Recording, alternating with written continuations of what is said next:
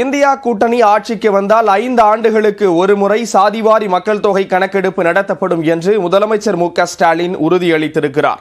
சமூக நீதி பற்றி பேசும் ராமதாஸ் பாஜகவுடன் எப்படி கூட்டணி அமைத்தார் என்றும் ஸ்டாலின் கேள்வி எழுப்பியிருக்கிறார்.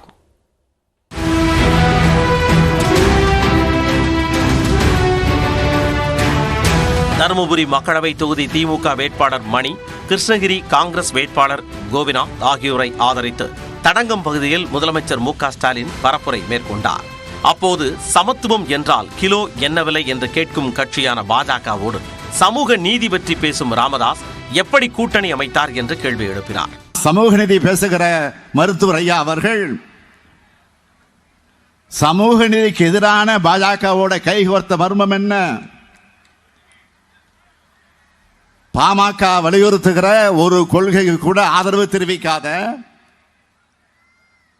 அதுக்கு முற்றிலும் நேரெதிரான கொள்கை கொண்டதுதான் பாஜக. இந்தியா கூட்டணி ஆட்சிக்கு வந்தால் 5 ஆண்டுகளுக்கு ஒருமுறை மத்திய அரசால் சாதிவாரி கணக்கெடுப்பு நடத்தப்படும் எனவும் மு.க.ஸ்டாலின் உறுதியளித்தார். மோடி அவர்கள் இப்போ கேரண்டி விளம்பரப்படுத்துகிறார, ஜாதிவாரி கணக்கெடுப்பு நடத்த உங்களுக்கு கேரண்டி கொடுத்தாரா? மோடி கேரண்டில் இடஒதுக்கீட்டின் வரம்பு உயர்த்துவதற்கான உறுதிமொழி உண்டா? ஐயா ராமதாஸ் அவர்கள் மோடியிடமோ அமித்ஷாவிடமோ அதற்கான உத்தரவாதத்தை பெற்றிருக்கிறாரா? நிர்மலா சீதாராமன் தேர்தலில் போட்டியிடாதது குறித்து பேசிய மு.க.ஸ்டாலின் மக்கள் பாடம் புகட்டுவார்கள் என்ற எண்ணத்தில்தான் தேர்தலில் இருந்து நிர்மலா சீதாராமன் தப்பித்து விட்டதாக கூறினார். ஏன் போட்டியிடலைங்கிறதுக்கு அவர் சொன்ன காரணம் என்ன தெரியுமா? அதான் சூப்பர். தேர்தலில் போட்டியிட அவர்கிட்ட பணம் இல்லைன்னு சொல்லியிருக்கிறார். சொல்றது யாரு?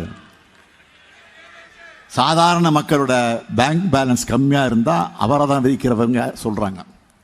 இவர்கிட்ட பணம் இல்லைன்னா 12,000 கோடி தேர்தல் பத்திரம் வாங்கி பாஜக வேட்பாளர்கள்லாம் நிற்கிறாங்களே, அந்த பணம் என்ன ஆச்சு? உங்களுக்கு தர முடியாதுன்னு சொல்லிட்டாங்களா?